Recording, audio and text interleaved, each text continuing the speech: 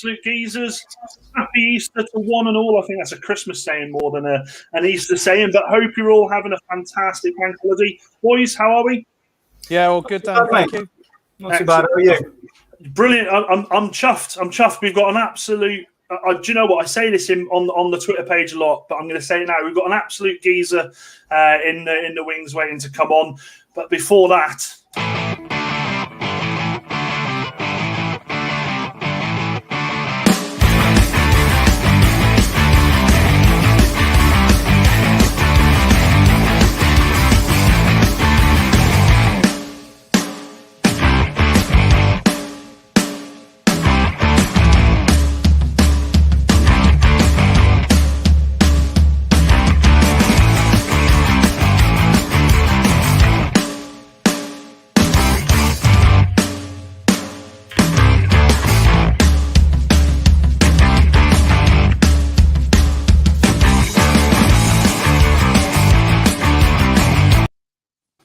Welcome, guys. If you are new to the channel, remember to hit the subscribe button below. We want to get this up as much as possible, as quick as we can as well. And again, as I said, happy Easter to each and every one of you. Now, tonight we have got, as I said, Steve Burr, the assistant manager at Hereford, on. Got some fantastic content to come out with him. Really excited to speak to him. We've also got some match highlights, but a bit about that later on.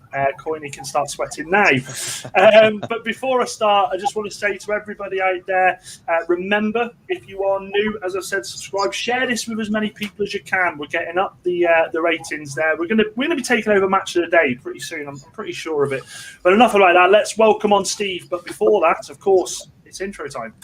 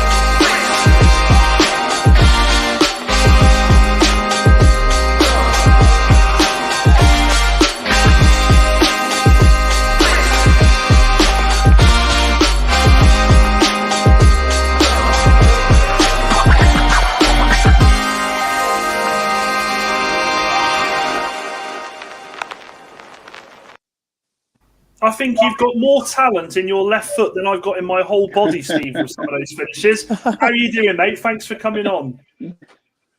Yes, I'm very well, thanks. Yeah, I've been enjoying the day with the family, Easter Sunday, so I had a bit of break from the football today. But yeah, fine, thanks. Yeah, look forward to it.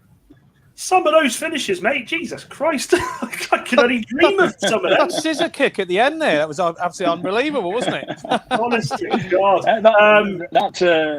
That goal against Newport was the season they got relegated into the, I think it was probably the Alliance Premier at the time, or the Vauxhall Conference as it was known, and they actually didn't finish the season. They went bust that season. So I think that goal was actually expunged from the records, to be honest. But yeah, I was quite happy with that one. I'd be absolutely livid. Absolutely livid. Steve, thanks for coming on, mate. Really appreciate it. Definitely been a big couple of weeks for you, especially with all involved with Hereford. How hectic has it been for you guys? Well, hey, first and foremost, it's nice that we're managing to still train and play some football. Obviously, a lot of the teams at our level, the league was null and void. So, I mean, for us to keep our season going with a good run in the trophy has been great. But we just, we're very privileged in the fact that we've managed to carry on, and we've been enjoying every single minute of it. Yeah, it's a hell of an achievement in a season that sadly has had its downs for so many reasons. So just to be able to give the fans at Hereford, I mean that bit of light is just, it means the world to them, doesn't it, the fans? Yeah, I think all football fans are right across the country. The teams that it's there. They look forward, whatever team you follow, they look forward to their Tuesday nights and their Saturdays to watch and follow their team. And and obviously that hasn't been able to happen for them. So that's been, we've been streaming games, obviously, where they can watch games, but for us to be still, and now looking forward to a final at Wembley, it's just been fantastic, not just for ourselves, but obviously for the fans who have managed to watch the games on the streaming.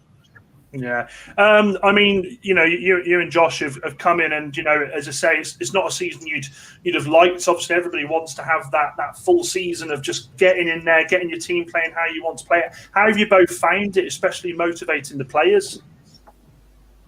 Well, I think, we were disappointed that the season had finished because we were in a good spot, and we had a few games in hand, obviously, like one or two teams, but we felt that with the squad that we'd got this season, that there was a chance that we could do something. I think from the beginning of the season, it was just a question of trying to turn the club round and get them heading in the right direction. That was the main thing for us.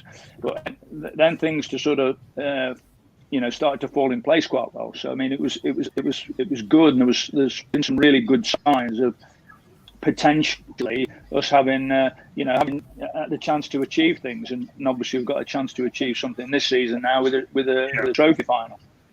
Yeah, it's massive, and also we were talking off camera there about the fact that potentially fans as well. You're gonna have fans there to cheer you on. I mean, everybody wants fans, especially in a cup final. That must mean the world to the boys. Yes, absolutely. I like Josh. Josh has been to Wembley before, and I'm fortunate to have been there a few times myself. But it's that feeling of that we're going to be going back again is fantastic. But I'm pleased for the younger boys in the side as well, because it's something that the young lads dream about as well, and it's great for them. Yeah, I mean the scenes, the scenes in the changing room when you've made it. I mean, that's just you're displaying. Considering you guys only in the league played about, I think it was 13 games, the togetherness that's shown in that team is fantastic. It's brilliant. It's credit to you guys. Yeah, I think anybody will tell you, any manager or coach will tell you that if your team's doing well, the spirit is always better than when you're not doing so well. But I think the one thing that we obviously miss was when we went down to Aldershot, and we know that going down to Aldershot in a quarter final, there would have been a full house there with the Aldershot fans and Hereford fans, and the way that we managed to win the game in the end, the scenes would have been incredible. And likewise, a week ago, 2 weeks ago now, is it, since we played Woking at home, Hereford would have been full, and I just know what that would have been like with the fans there. So I mean, that was disappointing that the players couldn't enjoy that with the fans, but we celebrated as good as we could in the dressing room, which you saw anyway. So I mean, we made the most of that. Have you found? I mean, obviously, with the season being like it is, have you found the connection with the fans is still there, or is it been hard sometimes? It is still there, but it's not the same as when they can come to the games. And the one thing about non-league, you'll know yourselves, guys, that the one thing about the non-league scene, after games, it's an opportunity for supporters to mix with the players. You don't get higher up in the echelons of the football league and things like that. So the non-league has still got that sort of that camaraderie and that closeness with the supporters, which the supporters like. You'll go and share a beer with them after a game and what have you. So you sort of miss that. You do miss that, and fans miss that as well. I'll tell you something, mate. Watching your Twitter, I'd love to have a beer with you. Jesus, I'd love to have a beer with you. I don't drink, I said to we was talking the other day, and I said to I was talking to some. Oh, I think it might have been Josh. And I said, I don't drink a lot, and my wife said, don't drink a lot. I said, well, I only drink on occasions when there's a special occasion. So, no, I don't drink a lot. I'll be honest with you. I like a beer like everybody and a glass of wine, but I do make the most of. I think in football, I've always sort of said to myself, particularly managing, lots of highs and lows, and the good times, when they come around, you have to enjoy those good times. You really do have to enjoy those good times, because you just never know in football what's going to happen. Well, as and I didn't mean to say I'm drunk every weekend. No, I tell you what, Steve, I'll do the drinking, you do the talking, mate.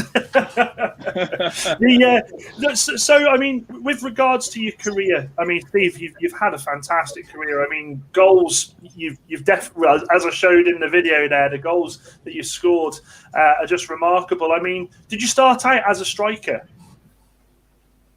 Yeah, I mean, to be honest, I mean, even going, I mean, this is probably quite sad, really, but even back in the days when I was playing for the Cubs, you know, in the village I live at, or it was, you know, I was playing in the Cubs, and I was always scoring loads of goals for the Cubs, and then slowly, as you go older, you go into like higher age groups. I mean, I went to a school that didn't play football either. We played rugby, and that was it. There was no football at all. But as a youngster, I was at Wolves. Then I moved on to West Brom, and then drifted in obviously to the non-league scene with Lichfield in the West Mids League, and I was scoring a few goals there. And then it sort of I was approached by Addiston Town, and they came in and they actually offered me £15 a game, and I thought, blimey, this is unbelievable, getting paid for something I like doing. But they also gave me £5 a goal, and I think in the first game I scored a hat-trick, and then there was the second game it was something like 2, and then I scored 4. And I remember the guy who was running the team, Dave Seedhouse, a real popular guy in the Tamworth area. He said, "Steve, we can't afford to pay you because you're scoring too many goals." But then Steve, I got the can you square the ball? Just start squaring the ball more. Just square it across. We can't afford to do this anymore. And it was quite bizarre, really. You know, your manager telling you that you were scoring too many goals. But and then I got an opportunity then to go to Stafford, had a trial with Stafford Rangers, and that sort of kicked off the non-league career in the Alliance Premier, Vauxhall Conference, the Gola League. You guys are probably too young to remember the Gola League, but it was the Gola League. They sponsored it, and then the Vauxhall Conference that did it for years. And then obviously into the the nationwide conference. So I've been fortunate, really. But I always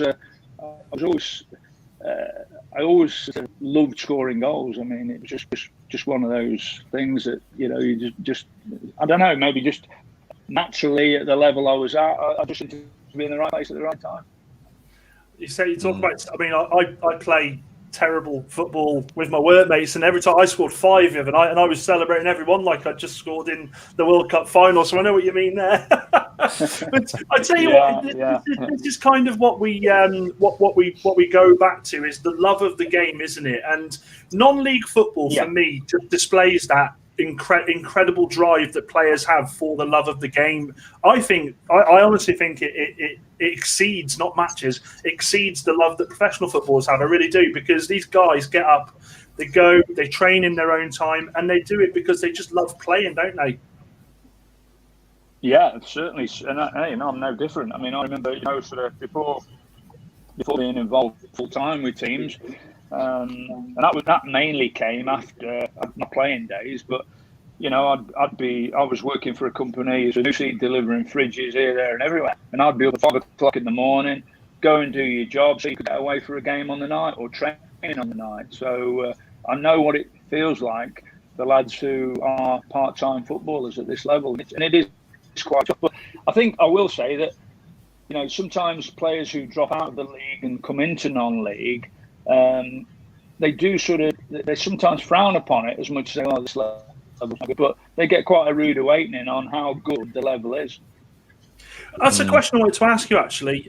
Sorry, I'm probably taking this all off the lads here, but do you feel like, because you've done that in non-league and you've had to work and you've had to, your full-time job, then go and play football, do you feel like you have a more of a connection to the lads that you coach and train and manage because of this? I think so, yeah, because you have an understanding of lads who, they love their football, but obviously working is a big part of their wages and what they're earning to earn a decent living. So I mean, but I think being there and done that, I know how difficult it is for some lads as well, who have to ask their bosses to get off work, to get to games and things like that. So you have to try and be a little bit lenient with one or two lads at times when you know that their job might get in the way. You're listening to that, Coiney? Bit more lenient. I forgot my kit once playing for Coiney, Steve, and I was absolutely lambasted. It was ridiculous. So the one thing that you need to play football in is your kit, isn't it? The size I'm not going to play a match without your kit. I got a question from Dave Roberts here. Dave says, had it not been for COVID, where do you think Hereford would have finished last season and this season? And are you good enough to go up and stay up? I think we're still a lot of hard work to do, yeah, obviously with the squad. But I was really, I would have thought this season we could have really pushed the playoffs this season. And there was a big turnaround in players during the summer because the budget was drastically cut. I mean, they were heading for another big sort of disaster at Hereford again with what they were paying out and not getting any rewards for it. I think whether they threw money at it thinking we'd get back in the conference and then the Football League, and it didn't happen. And obviously myself and Josh have had to look at the budget and sort of get lads from lower down. One or two experienced lads that we managed to get in, but we've had to really use it in the best way possible to get what we felt was good value for money. And we have got a good group of players without a shadow of a doubt. And it'd be nice to obviously finish with some silverware this season. But if we can keep this group together for the coming season, then I feel there'll be a lot of happier times ahead for the Hereford supporters. It's a big club, isn't it? Especially for where you are in non-league, and it was only sort of 10, 15 years ago. I think they were really flying, weren't they? Going up League 2, League 1. So I mean, for you guys to be heading in the right direction is positive for anybody.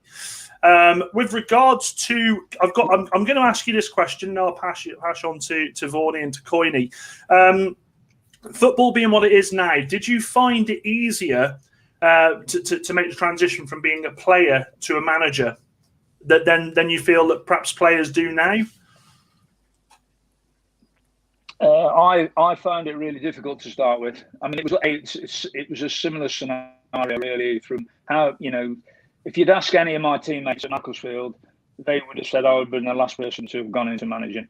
I just found myself, I was at Nuneaton at the time and I was on my last legs. I was like a player coach under Brendan Phillips.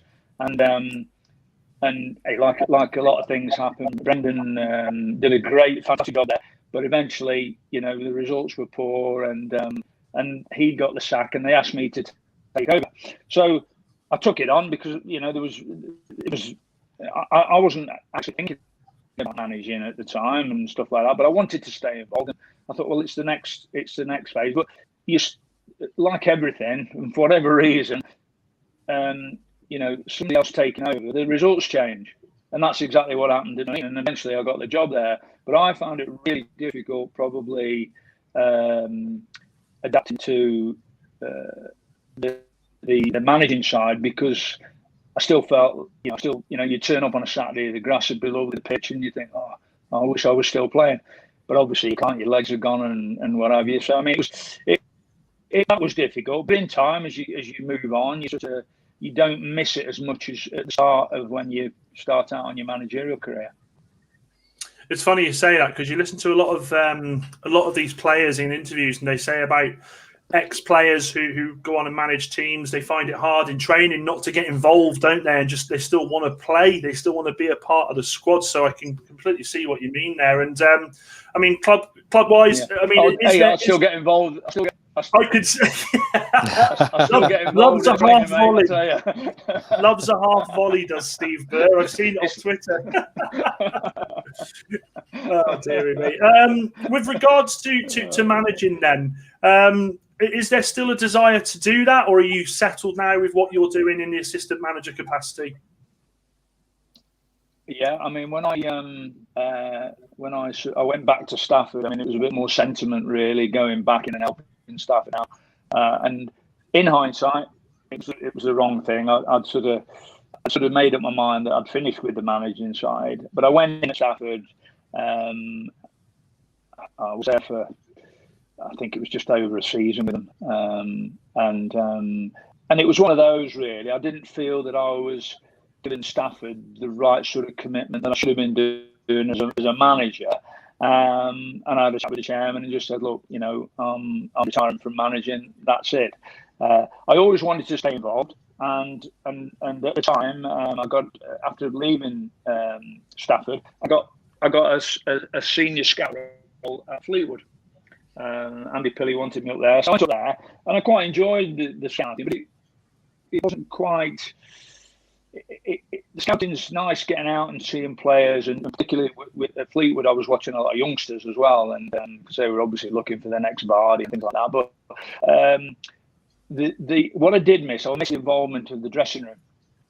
And when Josh was playing at Hereford, and he said to me, he says, I think they might want me to take over. Russell Slade's going to get the sack, and they've asked me to take over. Would I go in and help him? And I says, well, look, Josh, at the moment, I'm working for Fleetwood. I said, if you get the job full time with her, then I'll have another chat with you. Because obviously Josh was my skipper at Kidderminster. So anyway, as it happened, Josh went in as manager. Got the job on a permanent basis, and he asked me to go in with him, and I was only too happy to help him. And with my experience and that, I'm sure I've been a big help to Josh. But he's hard working and he's very thorough, and I'm quite convinced that he will have a good future in managing himself. But I'm really enjoying the role. I mean, I've done the assistant manager's role before with Paul Fairclough in the England C team, and it's a role that I do enjoy. You don't have to deal with all the sort of other problems that you get as a manager. So it's been quite nice, really. I mean, that's it. It's so honest to hear, isn't it? It's nice to hear someone just say, yeah, that's where I am with it. And also, I mean, like, scouting, you're completely right. Scouting and management and coaching is complete different ballpark, isn't it? That drive, and I can see in every video that I see with regards to you involved with Hereford, you just love being involved, don't you? You love being part of the squad and just getting the lads going. Yeah. What's the target for next season then, Steve? Well, I think the target is like anything. You want to just try and finish as high as possible, but you have to be realistic as well with what you've got to spend. And as I say, this season, really, I think with Hereford, sometimes people look at Hereford, a big club, and think, oh, they're paying out a lot of money, and they have been doing, no question about that. They have been paying far too much money out. Obviously, we felt the brunt of that this season, but I think if you can use the money in a sensible way and slowly build your club back up and build a squad, then things like the trophy, things like having an FA Cup run, all add to sort of making your club stronger, to make, to help you get more money on your budget to bring sort of better players in. So I mean, it's like the lads. I said to the lads about a month ago. I said, look, lads, you lot get us promoted, then we'll have a bit more money and we go out and get better players in. What more do you need? I think you've just got to slowly.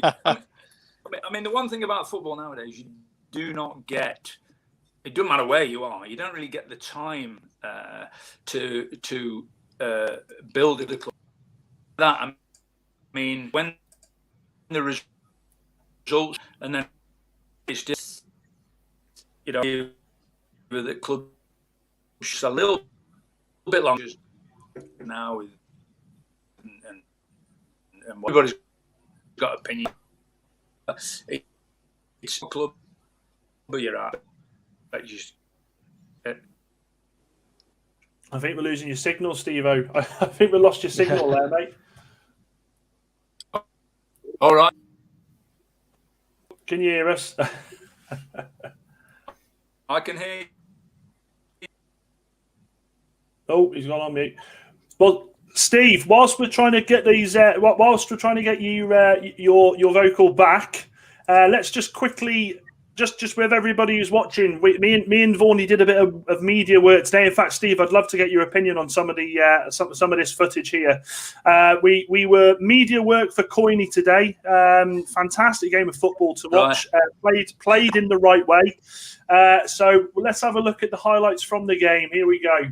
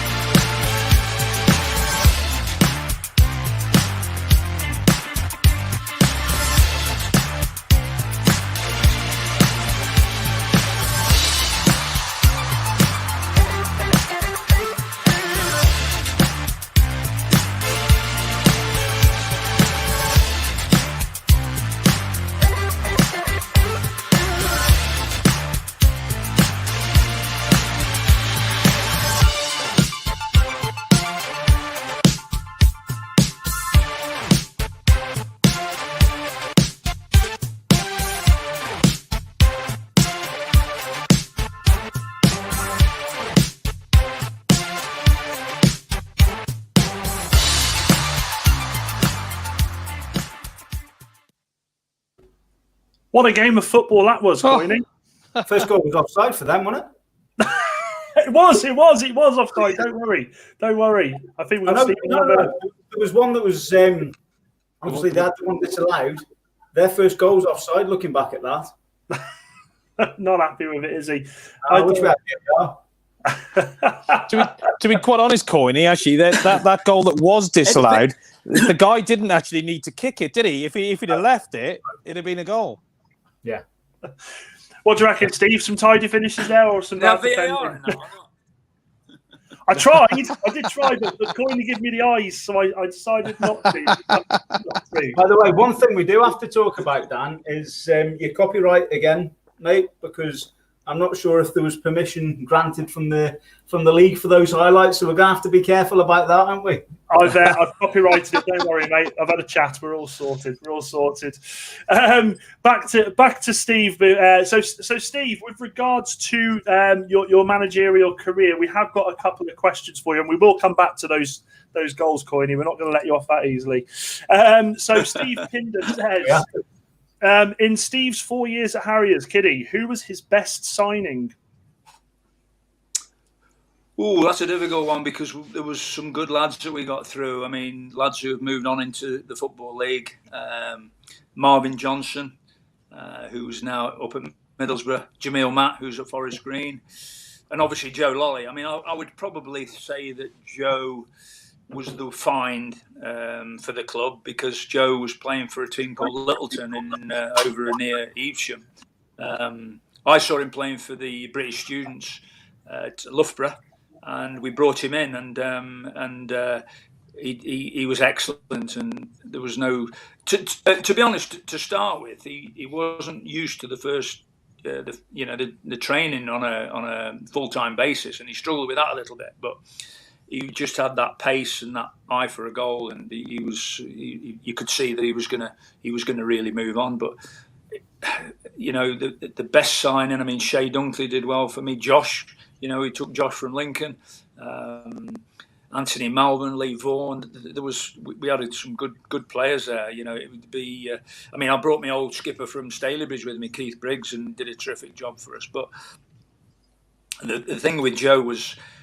Joe Lolly, he was one of those lads that would just, you could just see that he got that something different that would win you a game. And it was interesting, really, because we brought him in on pre-season, and we went over to Chasetown for a pre-season friendly, and we put him on with about in the second half, and he managed to score a hat-trick, and there were 3 absolute quality goals. And the chairman at the time came over to me at the end of the game and said about Joe, well, what did I think? And I said, well, we better sign him. Like, now we better sign him. And he said to me, well, don't you think you need another look? And I says, if we don't sign him today, somebody else will sign him. Oh, he said, oh, okay, so you don't need another look. I said, no, I don't need another look. Get him signed, and we'll sell him again. We'll sell him on again. So. But Joe was, he was, and he's great. I mean, a lot of the lads at Kiddie who I had, they keep in touch with me, and it's nice that to feel that you've been part of helping them with their careers. But we had a lot of good players, and I say Joe was probably the standout one with the way from where he came from. Obviously, Marvin's done well for himself. So there were a lot of lads there. Mickey Dimitri, who's now down at Newport. Again, we signed him from Eastbourne. So there was a lot of good players, to be honest. But I had fabulous times there at Kiddie and loved it. And a great group of players to work with. Mm. It's weird. Do you know what? I love hearing this sort of thing from managers. Signing a player, I don't ever think of it like this. I don't know if it's because I was a United fan, so I was blissfully unaware of this. But signing a player, knowing that we're going to make some money on this player, it's incredible, isn't it? And you did make some money on him, didn't you? Yeah, I mean, I don't know what the exact figure was in the end, but I think it was over 250. I think. But there was another one. I mean, I remember when my second job after Nuneaton at Hucknall, I had a season at Hucknall Town, and we signed a goalkeeper called Stuart Nelson, and he was another one. He was a young lad from Doncaster. We signed him, but straight away I thought we won't keep him. We'll sell him on, and we did. We sold him on to Brentford. So you just see. I don't know. I think it's just maybe working in that environment and just knowing that there's those ones that just got that little bit of difference to them that they'll go on and play a lot higher. Mm. Do you have that conversation with them, Steve, as well? Look, I'm bringing you in. I can see that you've got the potential that you have. We're gonna give you that opportunity to showcase what you've got. If that move comes, we won't stand. Is that the conversation you have? Yeah, I think the way on how you can help them. All managers will do that to try and get them to sign.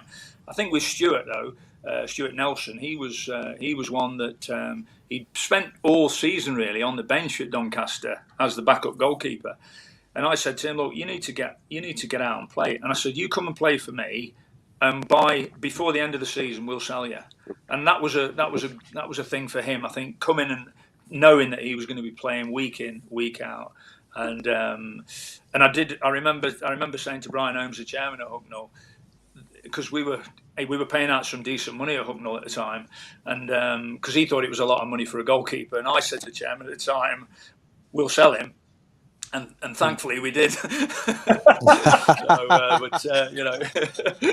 But no, I think with all players that you bring in, all managers are worth a salt. Will tell them that they'll try and improve them.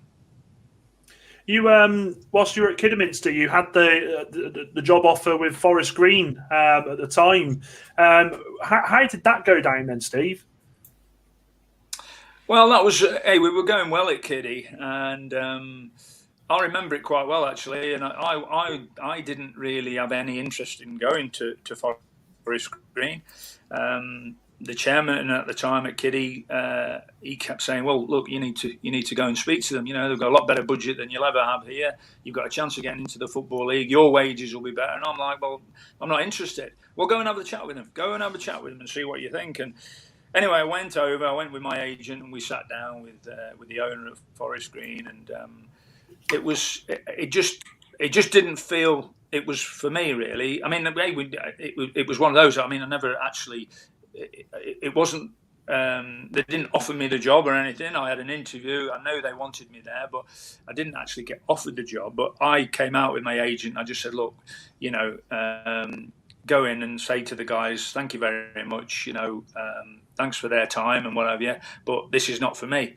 And then on the way back, I rang the chairman at Kiddie and I said, "Look, I've had a meeting with them, but I'm not interested. I want to stay at Kiddie. We've got a good side there."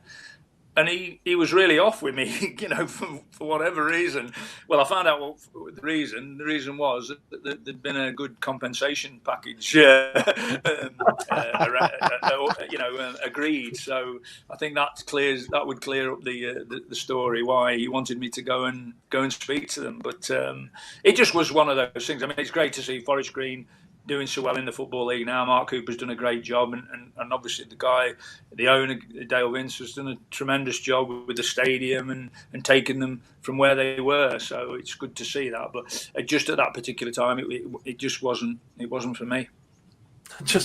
I could just picture the chairman getting this offer for you and going, yeah, right. So he'll come. Yeah, he'll definitely come. I'm sending him down now. Don't worry, it's fine. And then you ringing him and saying, I'm not interested. Puts the phone down. I can't believe this. Yeah. I think it went down like a lead balloon at his end. Telling the players he won't be coming back, I'm afraid, lads. We've already got that sorted. With regards to England C, how did you get involved with that? He actually sacked me not long after that. Oh, that's the thing with football, isn't it? We had Chris Turner, the ex-Sheffield Wednesday boss, on, and there was a non-league manager for Dudley Town that was watching, and he said, "Have you got any advice for a young up-and-coming manager?" And Chris Turner said, "Yeah, you'll get sacked." It's just like, that's the most brutal advice ever. But in fact, how does, I mean, when it comes to you losing your job in football as a manager, how do you get over that? Does it take your time, or is it just a case of dusting yourself off? Right, let's just crack on. I think after a period, I mean, I've been around long enough to know there's two things that do happen in football. You either move on because you're successful, or you get the sack because you've lost games. But I think really it's the first time that it happens to you, it really does hit you hard, and any manager will tell you that. And it's not nice getting the sack, But I think nowadays it's just become the norm, and it's not probably the same stigma that it had years ago when you got the sack. But it's never easy. But I think as a manager, if the results aren't right, then you're going to be on thin ice. And likewise, like I've said, when results are going well, you get attention from other clubs and the job that you're doing. So that's nice. But I think the one thing when you're losing games, and nobody, unless you have been a manager, the feeling of losing a game of football, it's very hard to describe. It's the worst thing ever, because you're responsible for a lot of people, the fans, the people who run the club, and the people who work at clubs. So any manager will tell you that it's a real gut-wrenching feeling when you're losing games. It's the worst thing ever. And then you obviously, when you're winning, there's no better job. There is no better job, in my opinion. I mean, that's the thing, and I suppose, question is, in hindsight, if you could do your time again, would you have maybe gone for the Forest Green job, or would you have changed anything? Would you have just stuck with Kiddie still? In hindsight, no, I don't think so, because at that time I felt that I could get Kiddie into the Football League. And we missed out, obviously, to Mansfield that one season when we had a great run, and Mansfield went up, and then we lost in the playoffs to Wrexham. But I just felt even the following season, we with keeping the lads together and adding one or two, we could have gone that next step. And I'm convinced we could have done that. But obviously, the chairman was still, sore about the fact that I hadn't gone in the first place. So maybe that became irreparable. It's do you know something as well, when you are on one of those runs, I mean, when you're winning, like, the scenes on Twitter when you guys are in the final, the players are loving it. It's amazing. What's the difference when you're on a losing run? I mean, are you there trying to sort of get the lads right? Come on, guys, you've got the ability. We know what you can do. Is it tough to do that, the motivated side? Because I mean, watching you, Steve, with regards to what the antics you get up to on the training field, I don't think motivation with you is a problem at all. So how do you combat that? Yeah, I mean, I think probably if I look at my strengths as a manager over the years, it would be the man management side. Hey, the coaching side, I like that. I like the coaching and that type of thing. But I think my main strengths, and probably I would think most or every player would tell you that's played for me, would say that, you know, I treated them like how I wanted to be treated, and I think if you've got that good environment of a good camp and people wanting to play for you, then a lot of the other stuff takes care of itself. Coaching and organisation and all that type of thing is important, very important. I mean, the game's changing a lot now as we watch a lot of stats and look at stats and watching teams, videos and what they do. So it's moving on all the time from when I first started out, where you'd had a scout, he'd have gone out and watched a game or watched a player and report back. So it's changing, but I mean, I think the losing, you have to be ready for the next day, and you cannot carry the Saturday into the week. You know, I always used to, on a Monday morning, if we'd lost on a Saturday, Monday morning, I would be like, I mean, when I first started managing, as you get older,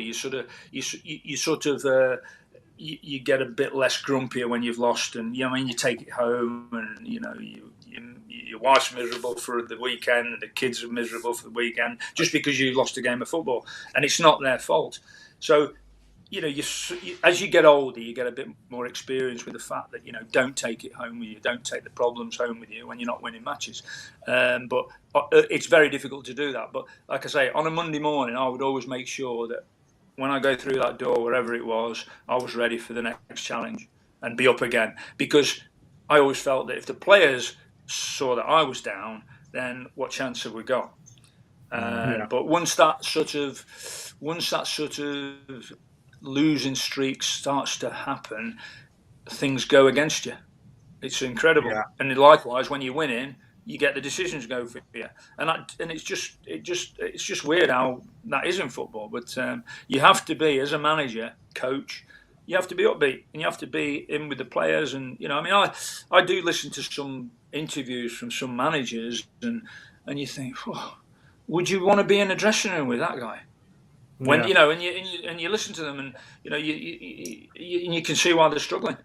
So you've got to be ready for the next challenge, but you've got to be as upbeat as you can. And I mean, my wife will tell you, she says, I'm either on the ceiling or I'm on the floor. I've tried to level out a little bit over the years, but it's been difficult. I mean, as a player, was there any managers that stuck out for you that helped you to become the player you were? Well, Peter Wragg, obviously at Macclesfield, was my manager there, and he was another one. His man management skills were fantastic, and he was just, the lads loved being around him. He'd have a laugh and a joke, but we knew when it was serious. John Baldwin at Hereford, who signed me from Mac, actually paid a few bob for me, and John was probably at the time the new sort of manager. He was quite young. But again, he built up such a great team spirit with the lads, and we just love being at the club. We love playing. We love going to training. The lads would go out at the end of the month and have a meal together and things like that. So, those two stick out for me. Obviously, I learned quite a bit from Paul Fairclough when I was involved with the England C team. Again, Paul was different. He was very hot on strategies and tactics and everything being spot on and preparation. So all those sort of things, you pick up a lot of things from that, really. Sammy McElroy. I mean, I went back to Mac for a short period, and Sammy was the manager at the time. I always felt it would have been great to play for Sammy when I was there the first time if Sammy had been manager.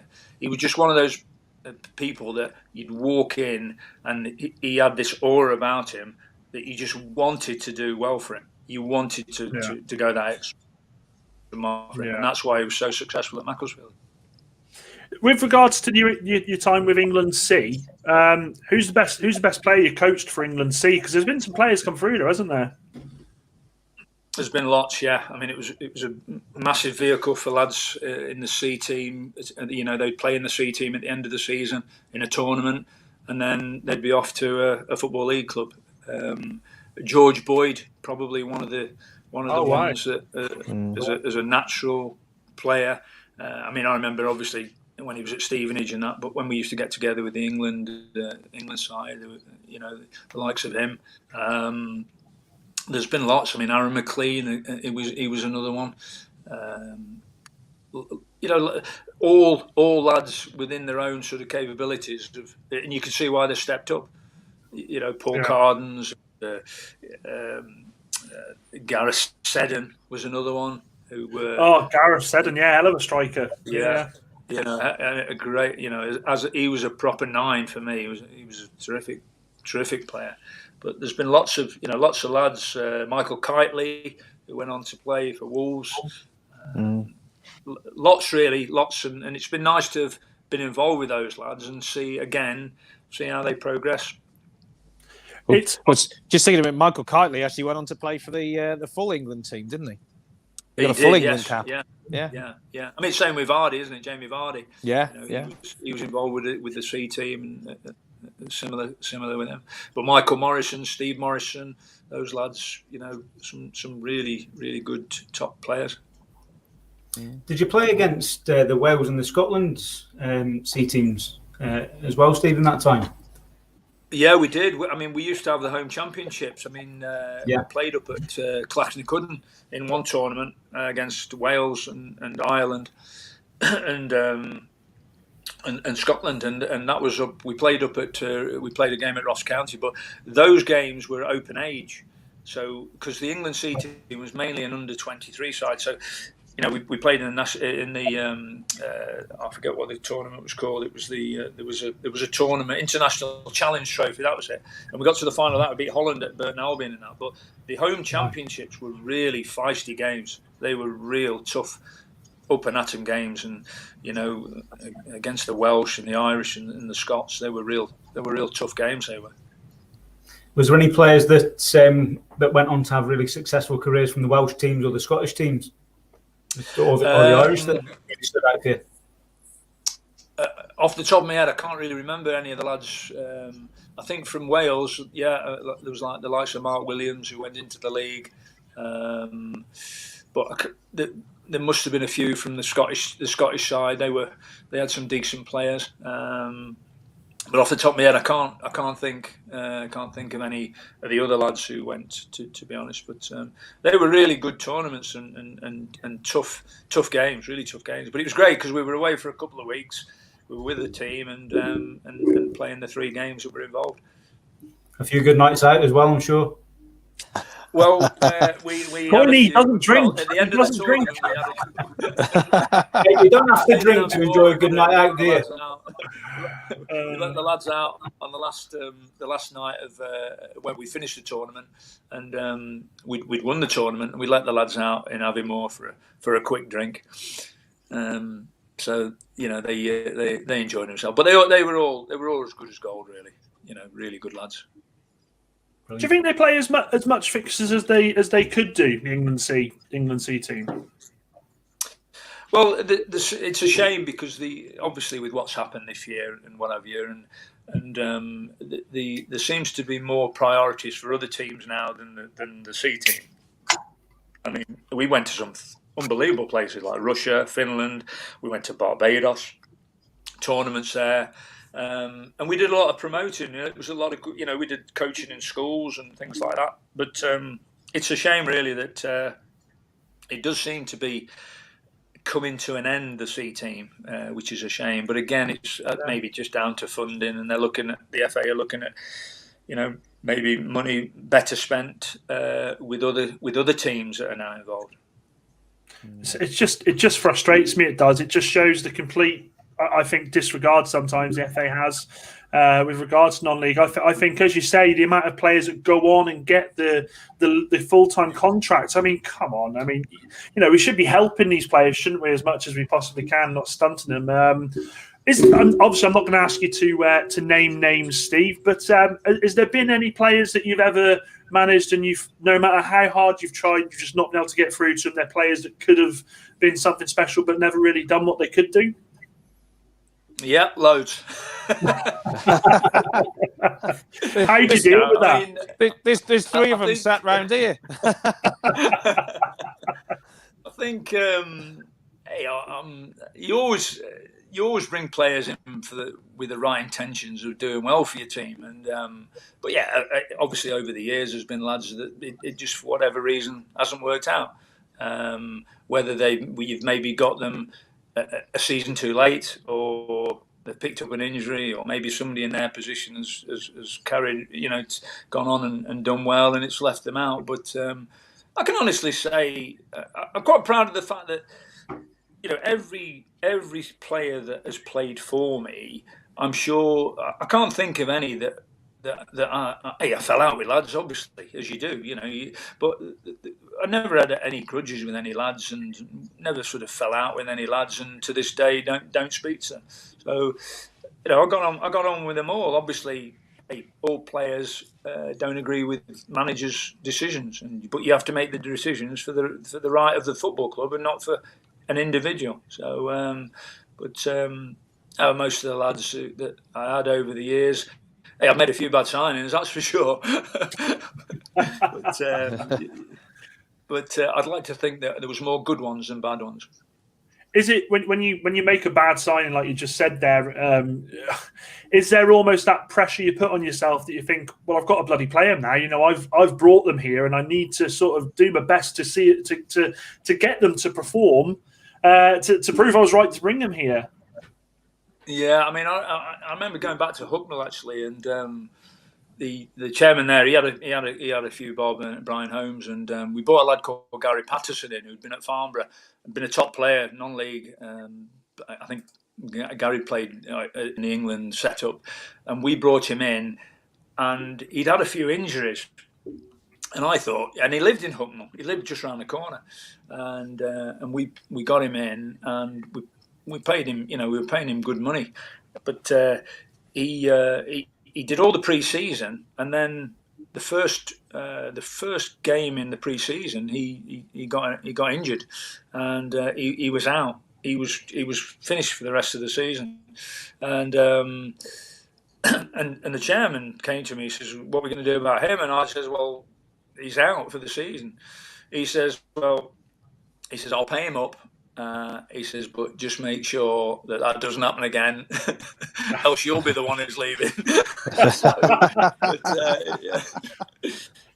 But it's just it was just unfortunate. You bring players in for the right reasons, and any manager will tell you, you don't sign any player with a view to him not producing for you, but sometimes they don't work out, and I think that's the beauty of football. The fact that the players, they're not machines; they're human beings, and they have issues away from football that you sometimes you don't know about, or you get to hear about, and it's affecting what they're doing on the football pitch, or affecting their personal lives. So there's all that. You really have to be agony on everything with it. It's really everything rolled into one. Are you listening to that, Coyne? I was just going to ask Steve, actually, do you notice any differences now between the modern day player compared to players when you first started your managerial career, and what are the sort of challenges associated with that as well, if you do? I think it's different nowadays. Obviously, we live in a different sort of life altogether now, with where you've got to be careful what you say to people. And probably in my day, if you got a rollicking, again, certain players would take it in the right way, certain players wouldn't. So I just think that I think maybe a lot. They talk about the snowflake brigade, don't they? In football, and with younger lads being mollycoddled too much, and particularly maybe at the pro clubs. And then when they come into the non-league, it's a bit like at the sharp end, and all of a sudden, they've maybe got to take their own training kit away with them and wash it, and where they've had that done from sort of being maybe in the academies at these football clubs. So it's a bit of a rude awakening sometimes. But hey, like I said, I've always been one to treat somebody how I would want to be treated, and if somebody doesn't want to, show me disrespect, then not that I always show them disrespect, but it's a two-way thing where you've got to, if you're going to be successful, you've all got to sort of help one another and achieve the same goals. I'll just ask a question on that one then, Steve. So, Steve Burr, the manager, and Steve Burr, the player. Oh, I was thinking that. Yeah. Well played. How would the manager have managed Steve Burr, the player, then, do you think? You think? Well, I think with Peter Ragg at Macclesfield, I mean, he was one. I mean, he said he'd never have any hair left by the time he'd finished with me, the way I was on the pitch, because I would. I mean, I'll tell you a little story. We the first season up in the conference, and we played Maidstone at home, and we were 1-0 up, and I think it was late on in the game, and we were 1-0 up, and I had the ball, and I used to love a back heel. I loved a back heel. Anyway, I back heeled the ball to one of their players, and it was the last minute, and they nearly went up and scored. And at the end of the game, he came running onto me and grabbed hold of me by the shirt and said, "Don't you ever effing do that again." Back heeling, and all the fans down, and all the crowd were booing him because I got the winning goal on the day. But I think I mean, there was another time as well when he went mad. We were winning comfortably in a game, and the keeper's kicked it, and I've sort of trapped it with my backside, and he just went mad. I mean, I just like to sort of. I was one of those that liked to entertain the crowds, and I think maybe that's why I was popular at Mac, because I would try things. I mean, my good mate to this day, and the lad I played with at Mac, John Askey, who he'd scored plenty of goals at Mac as well. But he never used to celebrate his goals. He'd just put one finger in the air or just run back to the centre circle. And I always used to say to him, "John, when you score, jump over the barriers, get in with the crowd. Make it look like you've enjoyed the fact that you've scored." But I think John Baldwin and Peter Ragg will probably tell you that Steve Burr, the player, was a bit of a nightmare to manage, but I did manage to produce for him, so maybe that's why they were okay with me. I say, Steve, if you'd scored a scissor kick and I was your manager, I'd say, do what the bloody hell you want, Steve-o. You just crack on. I mean, it's funny what you should say there. I mean, similar in our day, a lot like Kidderminster had like the likes of Kim Casey. Barnet had Mark Carter, Nicky Evans, and those guys would get 40 a season.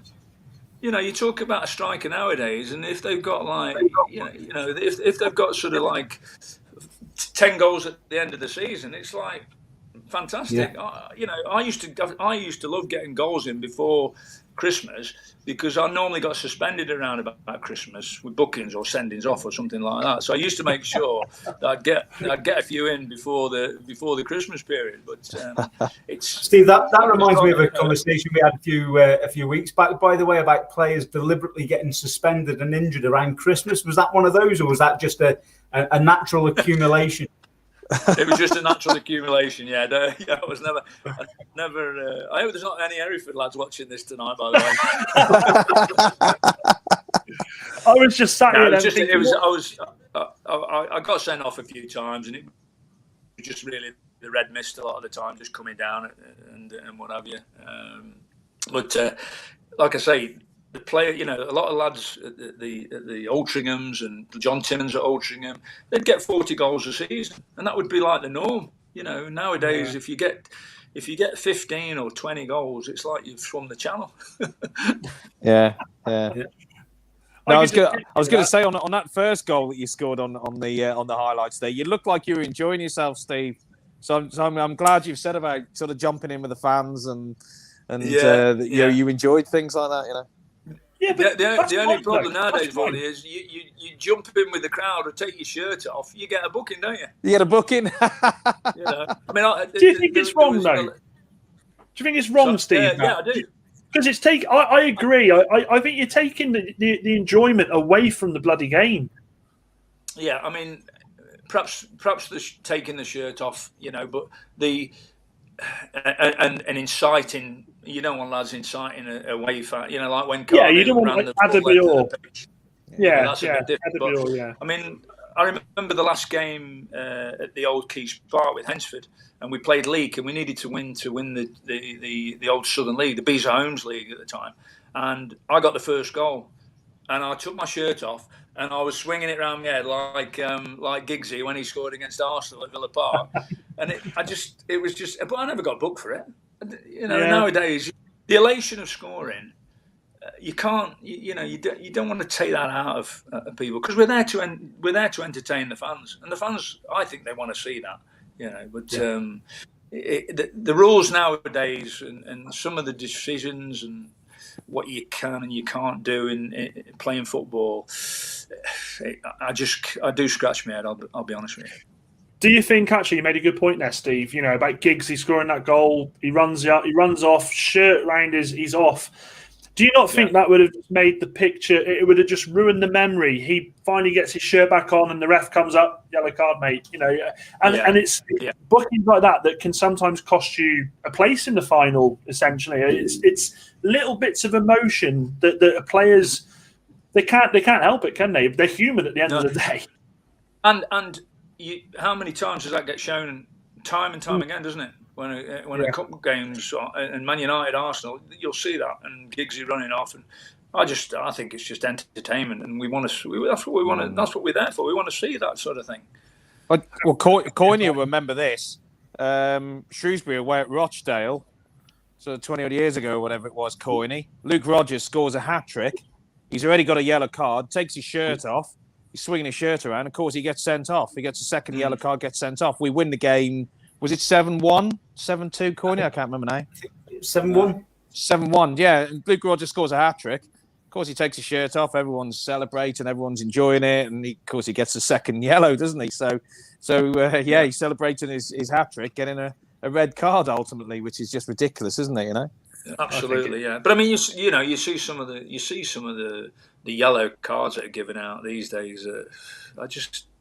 It beggars belief, really does, some of the yellow cards. And then if you get one of those early on in a game, or you run the risk of being sent off.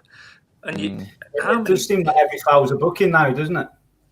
Yeah, that's right. Yeah, there doesn't seem to be you'd be able to commit a foul without the referee getting the card out. And I just find that amazing. And sometimes they could come right through you. And I know going back, and you don't want to see things like that, but I remember some of the centre halves, you'd be wearing your shin pads on the back of your legs. Some of the lads I played against. But I mean, you don't want to see that. That's a good thing that's happened with the tackling from behind. But some of the other things that you see nowadays, where the slightest little thing that it's a booking, it just beggars belief, really. How do you manage that, Steve? How do you manage a player who's been booked early on for something as silly as that? How do you manage them?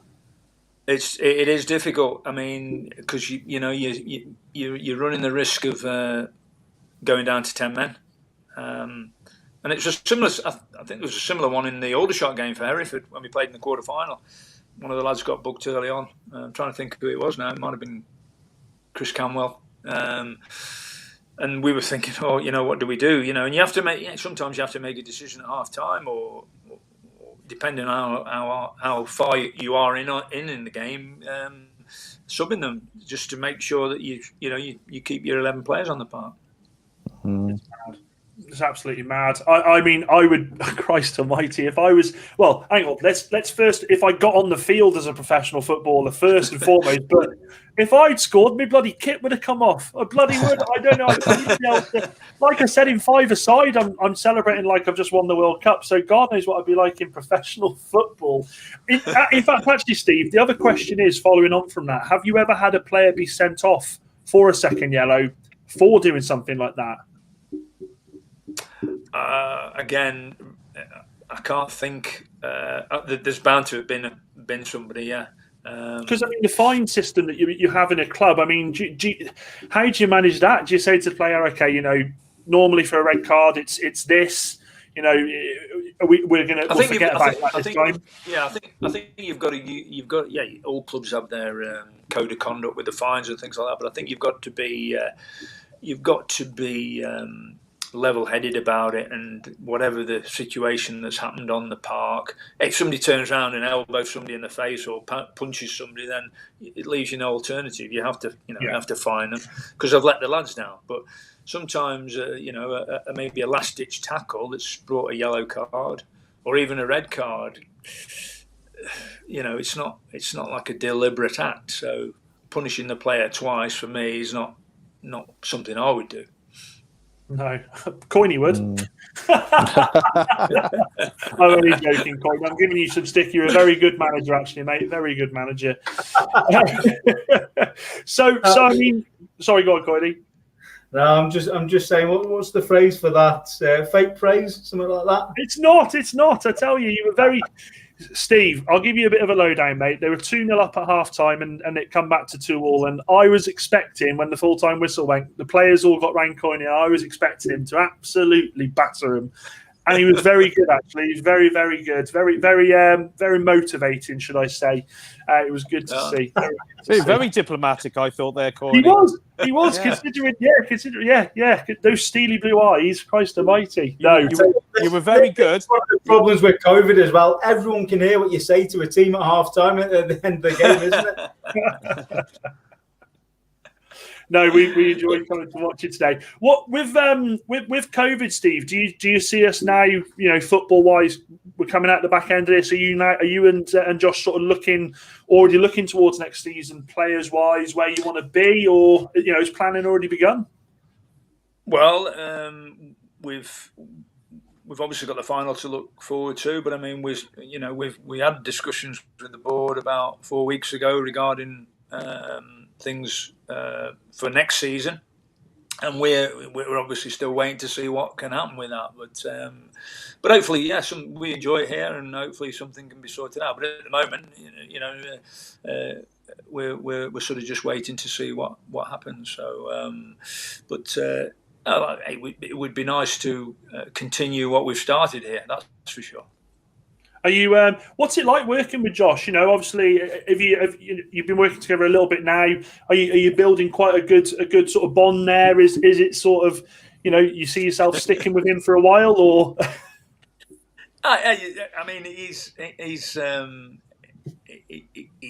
He's one of those guys that he's quite infectious, And I remember bringing him in as a player from Lincoln, and he's hard.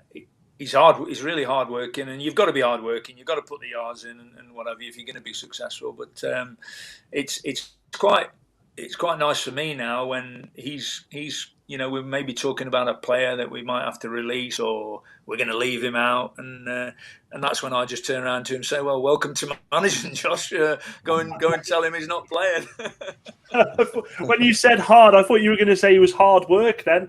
Well, he's a little bit nightmare like that as well, but no, I think the one thing when you're working with somebody, you need that trust with each other, and hey, we don't always agree with things, but that comes with football. But we built up a good relationship when he was a player with me at Kiddie, and so far along the way now as him as manager and me as his assistant, we are we're doing a good job at Hereford, and it's enjoyable. It's enjoyable, and I'm there for him to. If I can help him become a manager and progress and go as high as he can go, then it'll be a job for me that's been worth doing. It's when you were managing. Oh, sorry, go on, Lee. No, I was just saying that's excellent, isn't it? Just to, you're passing on all that knowledge, that wealth of knowledge that you've got, Steve. In progressing. Yeah, I mean, like I've got a lot of experience and I know a lot of players. But he's like, at the end of the day, he's the gaffer, and he makes, he has the final say, which he has to. And but we've got a good team, actually. We've got Nathan Vaughan's the goalie coach. We've got Jan Kowalski, who's in with us as player coach. Danny Carey Bertram, who used to be a player at Hereford, he's like the fitness coach.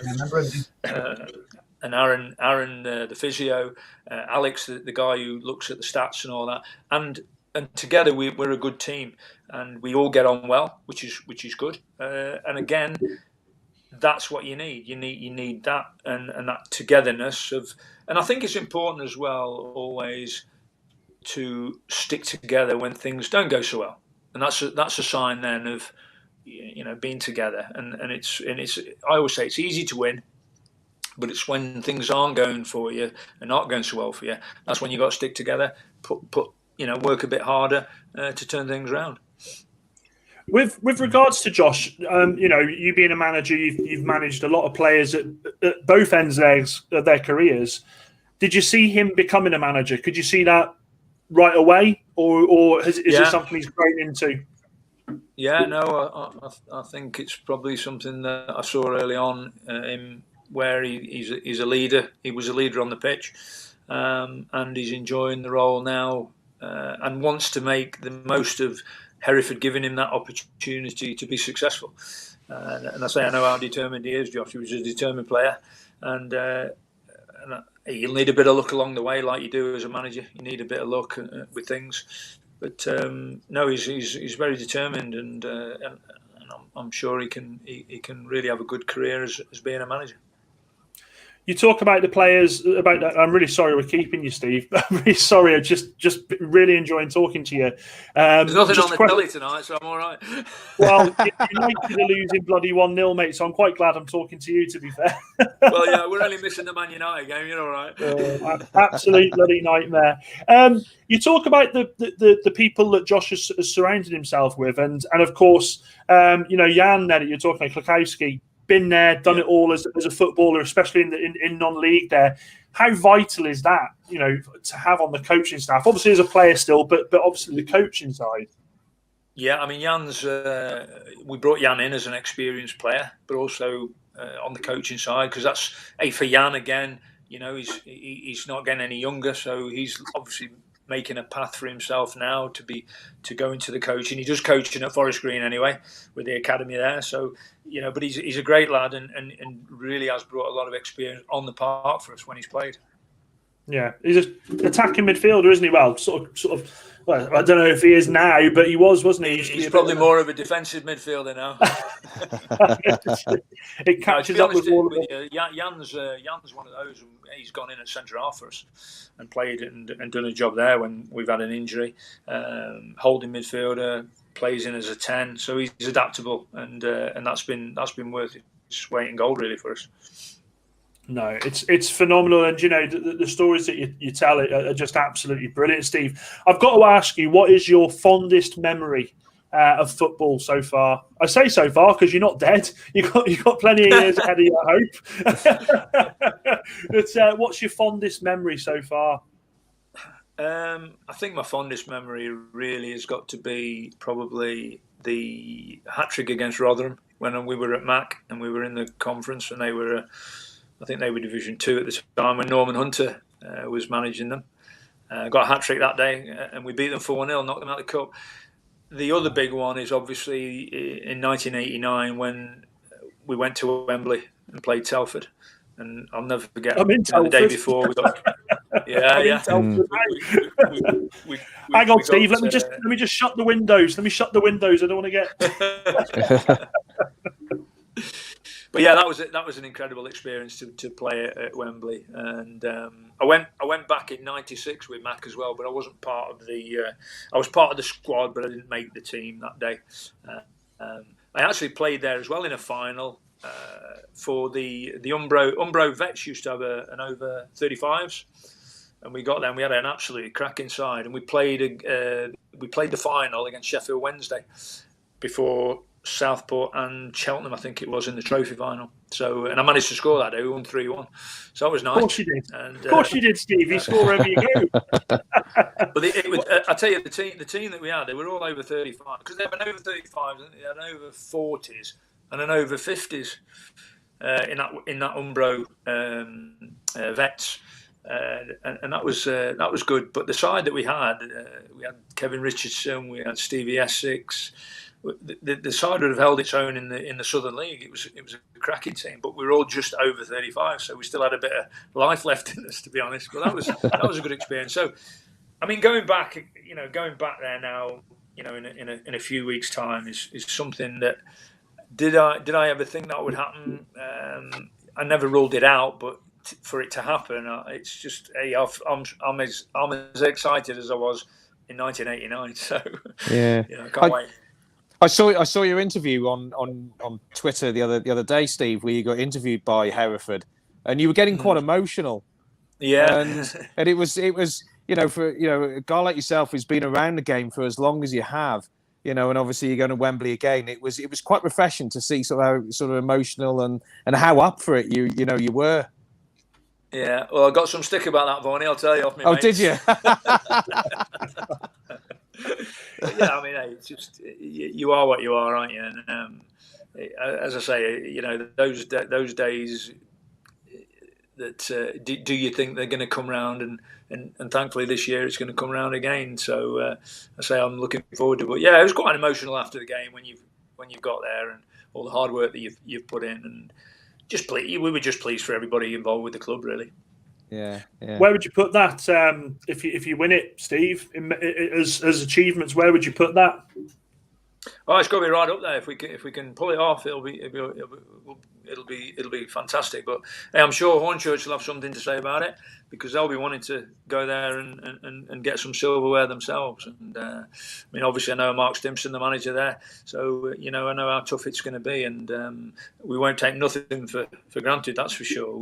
I think we are favourites slightly, but on the day, hey, we'll do our homework as we've done against all the teams, and fingers crossed. Like I said many times tonight, you need that little bit of luck along the way to get you what you deserve sometimes. I'm just hoping for your Twitter that you bloody win, Steve, because your Twitter fire. Unbelievable. Just a couple of quick questions before we let you go, Steve. We talked about the highs there. What's the worst feeling you've had in football? I think the worst one probably at the time was when I got sacked at Kiddie. We were going well, and it was not long after, obviously, the Forest Green situation, and the chairman called me up to his office on the Monday morning when we'd actually drawn with Peterborough in the FA Cup on the weekend before that, and the chairman got me up and I sat down. He says, I've got some bad news. What did he say? He said something like, that's it. He says, I've got some bad news. I'm calling it a day. And I said to him, why? Where are you going? Brilliant.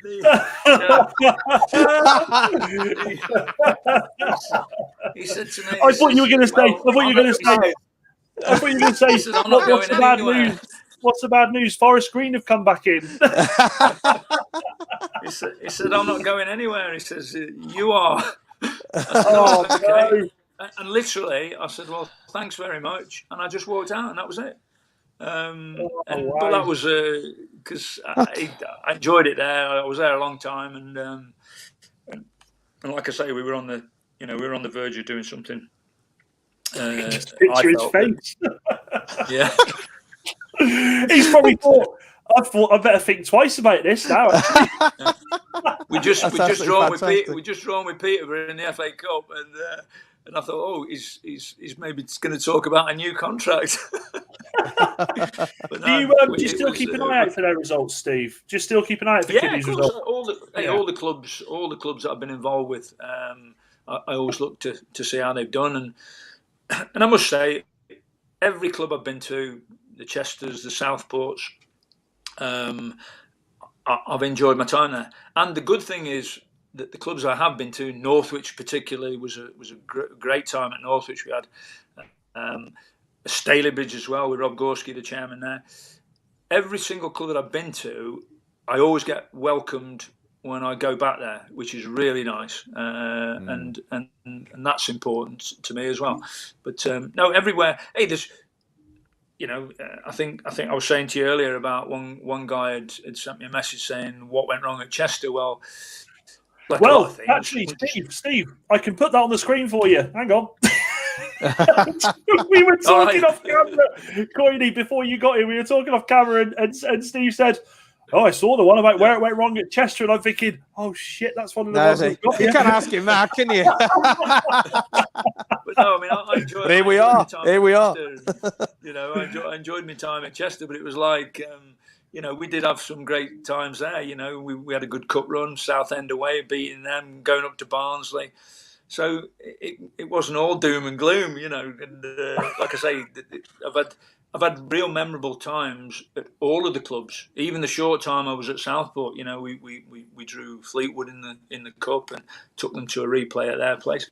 So there was lots of good things. It was difficult at Southport with how Charlie was. He'd been chairman there years, and it was just difficult really I felt to perhaps do what I'd done at other clubs. But like I say, no hard feelings wherever I've been, or any of the chairmen that I've had in the past who've got rid of me and sacked me. I'm sure that whoever it was, we would sit down and we would have a drink and be a shake of the hand, because at the clubs I have been at, I feel that there's been periods of that times when I've brought some exciting football for the fans to watch. I think it's. I've only been speaking to you for an hour and 20 minutes tonight, Stephen. I can see why fans, are positive for you. You're a very likable person. You can see it comes across, and I think that means so much in football. Sometimes I think you can almost go too far the other way, where it's I'm the manager, I'm the coach, you're the fans. There's that divide. I'm here to manage the. I think you've got to have that bit with the fans, haven't you? What's the word? Realism. I don't know. You've got to have that with them, haven't you? Because at the end of the day, they're there every Saturday, showing their support. They absolutely adore you and the team, don't they? You've got to show it back. Yeah, they do when you're winning. They want to throw pies at you when you're losing, but they do when you win. But no, I think I've always given people the time of day, no matter who it is, and that's just how I am. And it's like I say, clubs that I've been at, I've thoroughly enjoyed it. But I think any fans, it doesn't matter who you support, they live for their Saturdays, their Tuesdays, and follow their team through thick and thin. No, quite right. Last question for you, Steve, and then we'll definitely let you go. If you could describe your career in 3 words, what would it be? Oh, Christ. That's two. It's just, I'll be honest with you, I don't know where the years have gone. It just seems, I think to be involved at this level for, 40 years now probably, is something that I'm quite proud of. And, there's a lot of managers nowadays who come in and think they're going to reinvent the wheel, and it's like you've heard the saying, haven't you? It's not rocket science, football, and but a lot of them don't last 5 minutes nowadays for whatever reason, and maybe obviously the game's changed a little bit in that respect where you don't get the time. But I'm proud of the fact that I have been involved at this level for a long time, and but summing up in 3 words, I couldn't say what they'd be, to be honest. I've enjoyed every minute of it. That's the thing. Spot on. Well, win or lose, we'd love to definitely have you back on the show, Steve. Providing you'd be happy to. I honestly can't say enough. I really, really do wish you guys the best in the final. I certainly will be keeping an eye out for it. And guys, honestly, watching, if you don't follow Steve on Twitter, bloody get there and follow him. It's worth its weight in gold. The guy absolutely loves football, as it's come across tonight.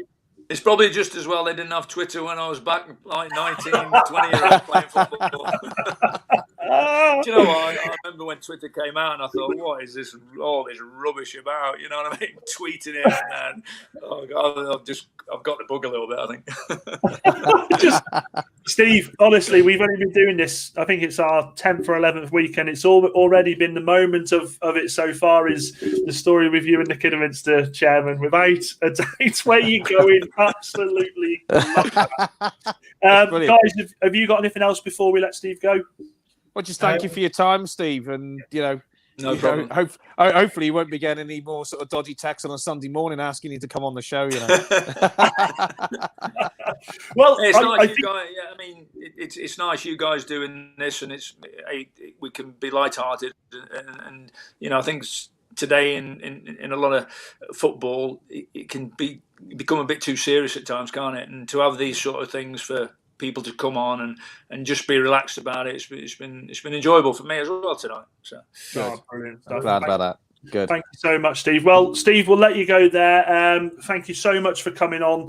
As I say, fans back in the stadium for the FA Trophy, and I, for one, will definitely be cheering you along, mate. Thank you so much. No, I appreciate it, guys. Take care, Steve. All the best, Steve. Take care, mate. Take care. Bye-bye. Yeah. Cheers. Ta-ra, pop. I tell you what, I wish I'd have played for him if I was a decent footballer. What an absolutely lovely bloke. Lovely bloke. Absolutely fantastic. Infectious, I think is the word, isn't it? Yeah. You'd want to play for him. Without a doubt. Coiney, you need him on the line with you, mate. He's more than welcome. Brilliant. I'll come and stand with you and hold the camera. Yeah. Oh, God, honestly. Do you know what? The best thing was, Coiney, and I'll send you this privately in a bit. It's the stuff we picked up when we're filming the bloody thing. Swearing. Yeah, just players. But I did want to be fair, we've only got 5 minutes left, and I did want to quickly just give a shout out to all of the people who have been watching tonight. We've had people stick with us. This is the most people have stuck with us the entire season. So I thank you all so much for sticking by. Not very. Do you know what? Actually, I think this isn't. You can spin this any way you want. But since doing this, we haven't had many questions tonight. Now, for me, I actually think because of the amount of viewers that we've had, I think people have just pretty much like we've been, just enjoying listening to Steve talk. And I think sometimes, we can sort of say, oh, ask questions, where's the questions? But sometimes we do just want to sit and hear someone talk about their career, and it's been refreshing, hasn't it, lads? What you mean? They don't want to hear you prattling on all night, Dan? Is that what you're saying? Mate, I would give anything to not everybody ask the questions all the time. I sit there and I think half the time people are watching going, fucking hell, Dan's on again. Here he goes. You know I don't mean it. You know I love you, matey. Yeah, I know. Yeah, I'm sure you bloody do. But you say that to all the boys. Big shout out. Do you know what? I was going to read all this stuff on Twitter, off Twitter today, but I'm worried that I might get a few people in trouble. So I'm not going to say it too much. All I'm going to say is thank you so much to everyone who tweeted today when I asked if they'd been for a walk recently and happened to stumble on any football games. There's been quite a few, and it's good to see. Do you know what? I was last week saying I certainly won't be doing it, and then luckily enough, Coiney was very kind and gracious enough to let us do the media work for the team, for his club today, whether he liked it or not. I didn't invite anyone. I was very surprised to find two friends of mine on the sideline taking a stroll around the sports centre in Shrewsbury. It was. I was walking my invisible dog, Coiney. He was there, honest. It was very, very. It was really handy that Dan brought his camera along as well. I never leave home without it. It's quite strange, isn't it? It is strange. Yeah. It is strange. Almost coincidental. Yeah. Always coincidental. I love it when a plan comes together. Guys, thanks.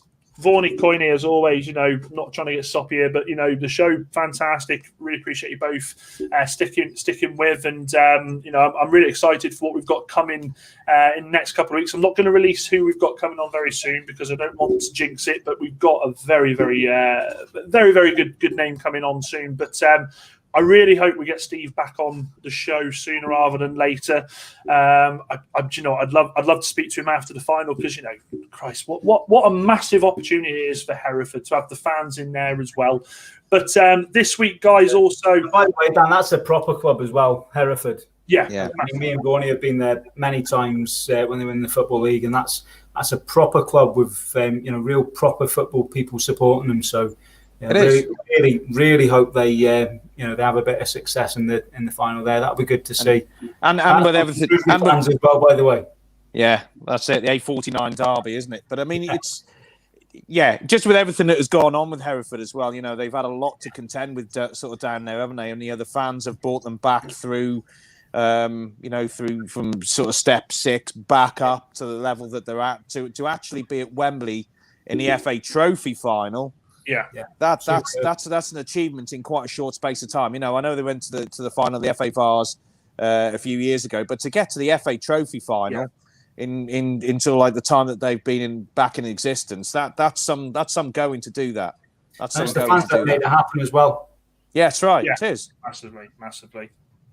Guys, thanks for stopping by. I think you know, as I say, plenty coming on this the next couple of weeks. But as you can see in the corner there, the countdown is coming down to the 90th minute. We have been on a while tonight. I think I'd love to say that time's gone very slow, but it's absolutely flown by. But sadly.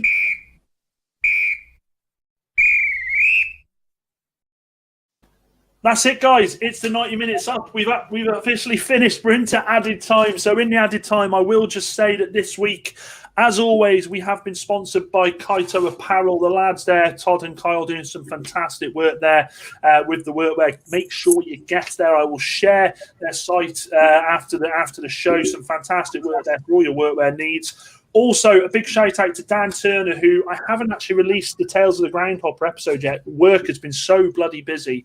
I feel absolutely horrendous for not doing so, but I promise as I'm off this week, it will be out.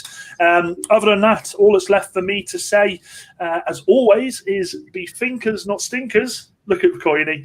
You should have done this at half time, mate. You may have won. We were at half time.